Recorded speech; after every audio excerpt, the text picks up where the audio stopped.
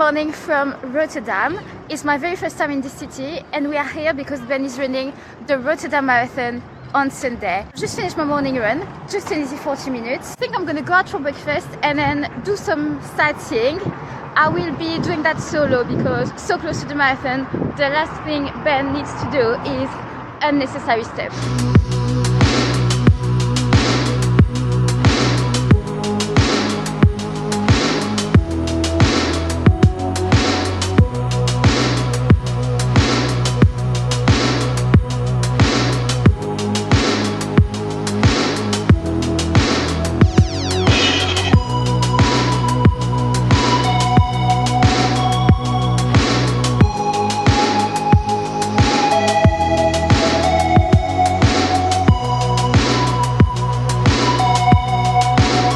Rotterdam Marathon for Ben. It's going to be his 5th marathon start and hopefully his 4th marathon finish.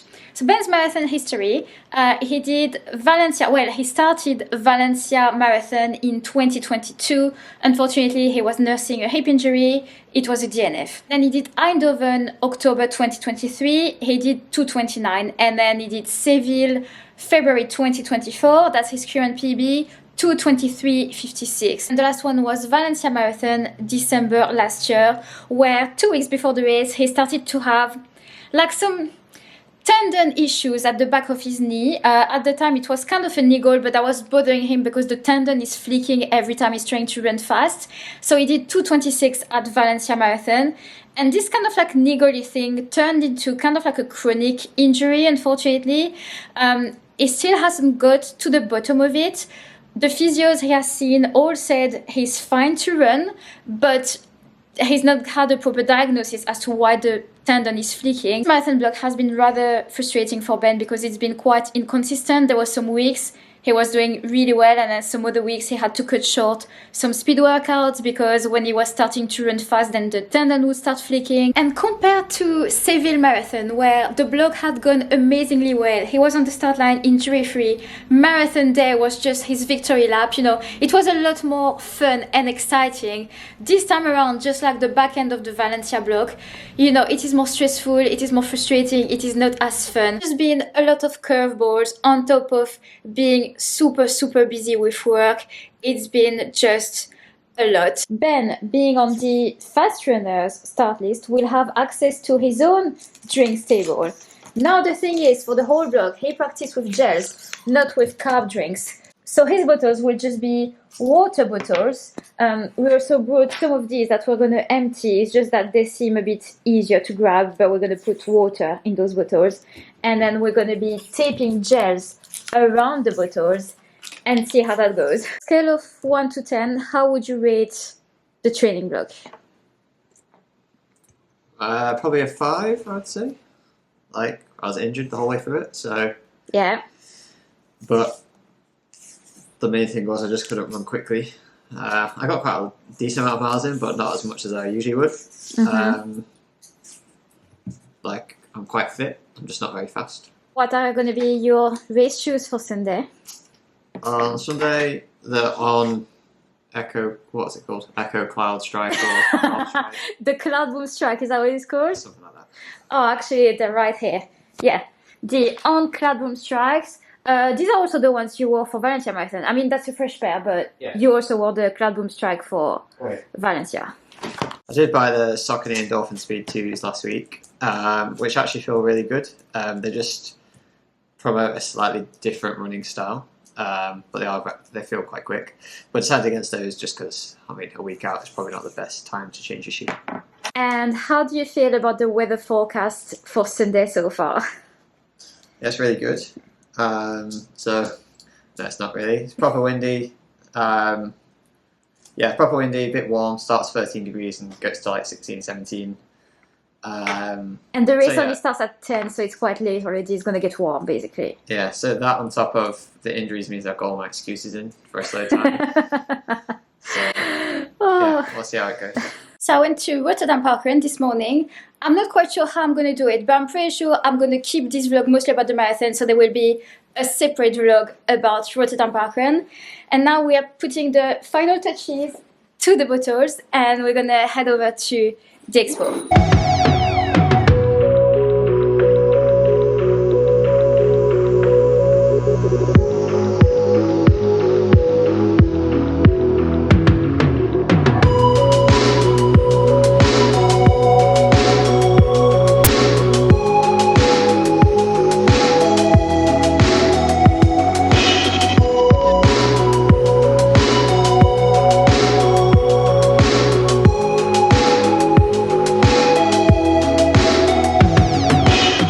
For a run earlier today.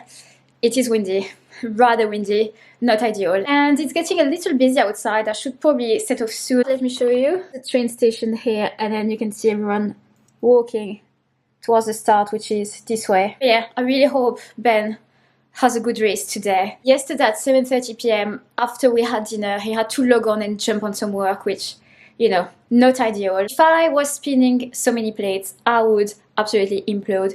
People who have very demanding jobs and train for marathons, I don't know how you do it. You are absolute superstars. Right, I'm gonna have to set off soon. We've had the courses mapped out. If I want to try and see Ben several times out on the course, I'm gonna have to take the subway, I'm gonna have to run. It's gonna be a little hectic. I am not quite sure how much I'll actually be able to vlog. Yeah, so we'll just see how we go. Yeah.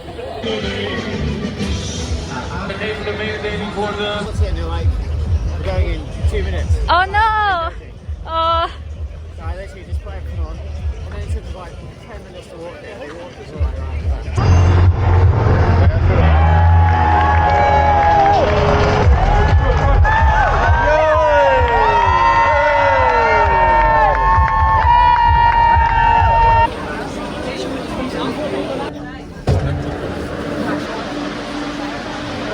Apologies about the audio with the wind and the music and everything. It's not going to be great. So I ran, I took the tube, it was crazy busy. Now I'm walking towards kilometer 13, I think. I hope I made it in time, but I don't really know. I don't think the tracking app is working properly because it doesn't give me splits for Ben. By now I should have the 5k and 10k splits, and I've got sweet FA. So I don't know.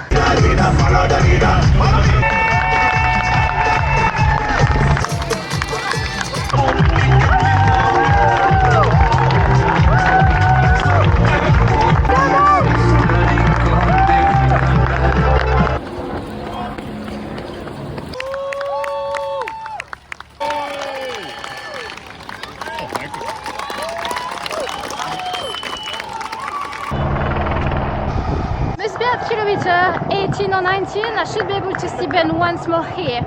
I'm a bit worried because he's not even halfway and he was looking like he was, you know, quite hot and kind of like, you know, struggling a bit.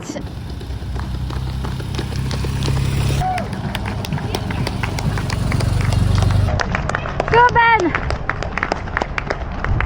I am officially really worried because he's not looking good, and I just saw 2 runners drop out at this section a few minutes before Ben, so he's going to be seeing runners walking, you know, alongside the road, and it's never good. It's never good. Apologies about the helicopter noise. So I was on the tube for 10 minutes. The whole time, Ben hasn't moved at all. It might be the app being really lagging. It's possible because now it is only giving me the 5k split. Thank you very much. And according to that first 5k split, it's estimating the finish time of 2 hours 20 minutes. I mean, I would assume Ben has slowed down, but I would love to see him moving on the tracker because I have no idea what's going on now.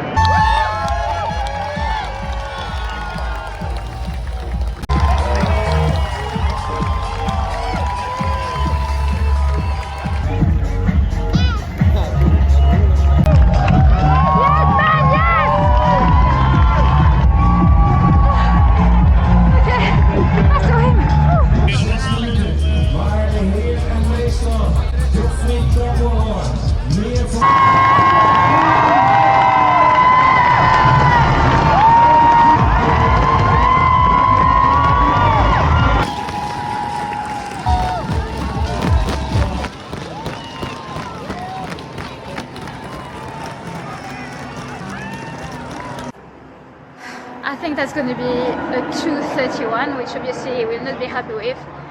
He didn't seem to be really good at the finish, he's going to go back to the elite area. So I hope that if he needs some type of care or attention, you know, they're going to look after him. And then I'm not quite sure where I'm going to find him. I don't know. You okay? That's the worst marathon yet. It's the slowest I've ever run. Finishing 2:31. Yeah, I mean, it wasn't the best morning. So I managed to get like a sub-top start, which I think is like sub-elite in Dutch, which meant we had a room pre-start, and I thought that the lady said 9:50 is when we're going to leave the room and go to the start. Yesterday when we dropped our numbers off, but she actually said 9:15, and I turned up in the room at 9:13, which meant that I turned up in the room. They said we're going in 2 minutes, and walking. I don't know, like the longest way to the start, just dropping up and down. We're on our feet for 45 minutes before the start, which I don't think is like the best thing in the world, personally. But started. I kind of realised from the get-go that I was going to be in no man's land, so I was having a chat with a couple of people just after we started, like, what time are you going for? What time are you going for? And there seemed to be a 2:20 group or a 2:24 group. I knew, well, I didn't want to go with the 2:20 group because the idea was to run the first half in like 71 and then close a bit quicker. It's really windy today, so like, you know, I did like a 5:10, then I did a 5:28, then I did a 5:15, then I did a 5:26. So it was quite hard to gauge the pace because of the wind, like very windy. But anyway, is what it is. Got settled into it. My legs felt quite good actually. So I managed to get my ball at 5k. At 10k, so I'd stolen my ball. I believe someone had stolen my ball. Someone else had done the same thing with a ball. So the same type of ball. They had beta fuel gels and they had red electricity tape. So like you can't really write it. Like it looked like very identical. similar bottles, yeah. I think they took mine. So I missed my 10k bottle. The 15k bottle I dropped. And then the 20k bottle I had to stop and turn around for. About 10k, I caught a guy when I was trying to bridge to the group, and he caught me back up. So I ran behind him for quite a bit. And then we caught some elite women with a pacer, so then we sat on the back of them. But I could already tell that I was gonna fade a bit in the second half, based on the fact that I've not had any jazz. So as we were running past 20k, I was like, actually, there's the finish line. I was going to pull over. Ross Braden pulled over. I was like, do I just drop out? And then I stopped because I knew when I hadn't taken the gels that there was just no chance of me finishing strong, because I think the fueling's so important in the marathon. Stopped a few times, felt like I was going to throw up. So I kind of went from this like weird, not fueled to fueled and feeling like I was going to throw up, like kind of like stitch-like, and then throw up.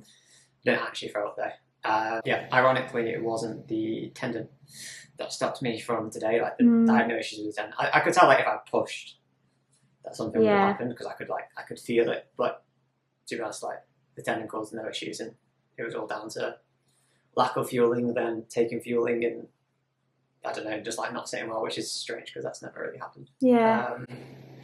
So yeah, is what it is. And I'm going to try and see if I can get a start to Manchester in 2 weeks, because I'm not doing another 12-week block. Yeah. On injured again. My legs feel fine. Like I can walk around fine. I managed to get a massage afterwards. As to the marathon people, they did look after the silver beat group really well. Like except for the palaver at the start, but like there was packed lunch. There was a massage at the end. There was like they kind of walked us back to the finish. So yeah, felt quite nice. But I must say it probably would have been easier to just whack 6 gels in my back pocket and and make sure you have them. Yeah. But anyway. There you have it, the very fresh, very raw post-race debrief where, less than 2 hours after Ben crossed the finish line. I would really give away all my PBs if it meant that Ben would have one good marathon day, because, it was so stressful to not even know when he was going to cross the finish line because the bloody app wasn't working. Anyway, I'm going to end the vlog here. Thank you guys so much for watching. Congratulations to everyone who ran the Rotterdam Marathon or any of the other races that were on this weekend. I hope you enjoyed it, and I will see you all in the next video. Bye!